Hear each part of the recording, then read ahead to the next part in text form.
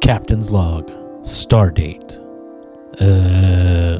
2025 or something. On this journey, I set out to... What the? I set out to see how evil you can be in Star Trek Resurgence.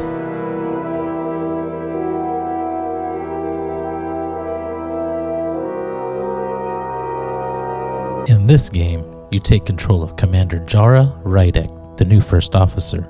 In the lower decks, you take control of Petty Officer Carter Diaz. I'm just going to say this from the start. This game is awesome. If you're a Star Trek fan, I highly recommend this interactive movie. Because us Star Trek fans know there hasn't been any good Trek in an Andorian millennia. So if you're like me and you're hungry, just hankering for some good Trek, you should try this. But on the other hand, if you're not a fan of the Telltale Games series, like the Walking Dead games, then you're probably not gonna like this. In this game, you'll utilize your tricorder at various points of the game to scan objects to progress through the story.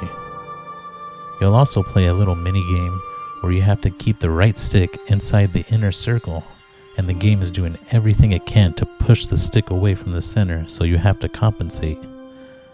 And of course, you'll be using your phaser. You'll be shooting green ionic balls, Hatari, and tetrametric crystals that make a bridge appear. You'll also pilot an incredibly slow shuttlecraft while going through ionic hoops, like you're playing Superman 64. The graphics in this game are fine by me, but if you're looking for the next gen graphics, you're not going to find it here. But you will find an awesome Star Trek story. And like I said, to me this game is pleasing to my eyes. Like this part right here, Ed Solar gets knocked out by a piece of debris from a docking clamp that you had to blow up as Jara Rydek. And now you're playing as Carter Diaz, and you save her life and put a magnetic tow on her and tow her back to safety. This scene right here looks so good. It's my favorite scene in the game, I think. Now that I got some stuff out of the way, what is Star Trek Resurgence about? Well, basically, it's about two alien races, the Hatari and the Illidians. The Hatari is an oppressed race, basically slaves, work in the dilithium mines for the Illidians, and the Illidians supply dilithium to the Federation. The Illidians and the Hatari are on the brink of war. When a Hatari uprising happens in the dilithium mine, somehow this primitive race is able to overpower the Illidians with all their advanced technology and just slaughter them and take back their mine that they think is rightfully theirs. The USS Resolute is called in with the help from Ambassador Spock to talk peace, but also to make sure their dilithium supply doesn't get messed up.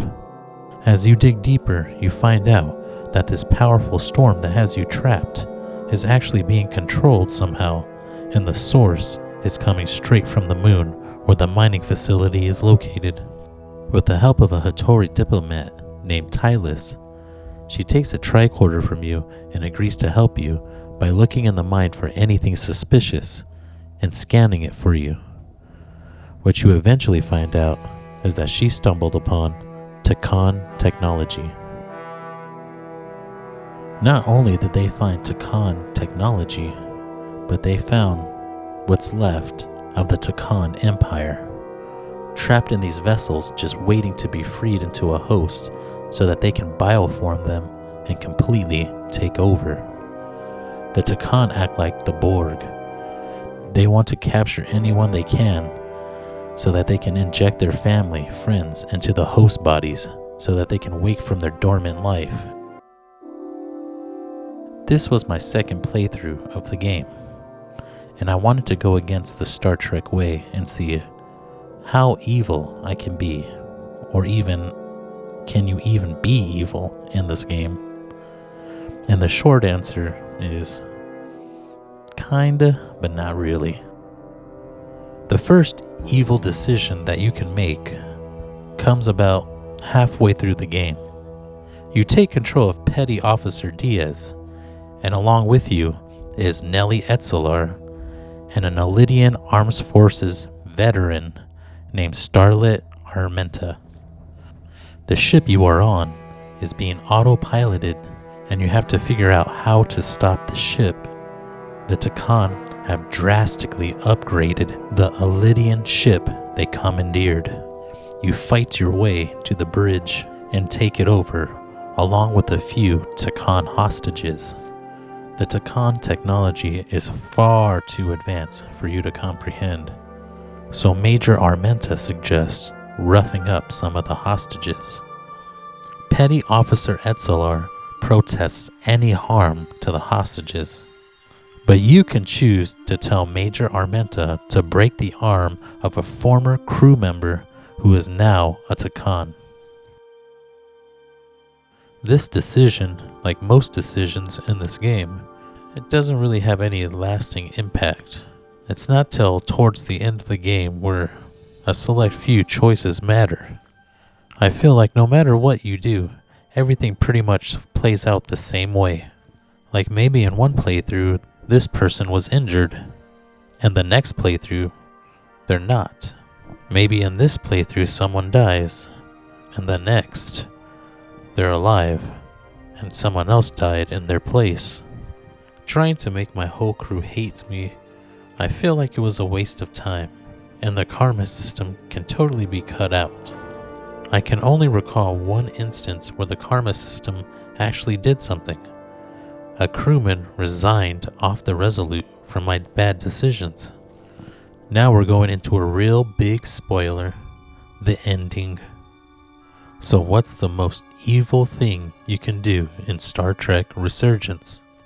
You can choose to obliterate an entire alien race, to completely eradicate the Takan Empire. And again, whether you save them or destroy them, it really has no lasting impact. Everything still plays out the same. It's just whether you're going to see Takan survivors at the end in the cutscene or not. I would have to say, even with all its flaws, I highly recommend at least one playthrough, especially if you're a Star Trek fan. It's the best Trek we've gotten in years. I hope all of you enjoyed this video. My name is Chris, and if you can consider giving me a like and a follow, I'd really appreciate that. Hope to see you all again real soon. Zip it up and zip it out.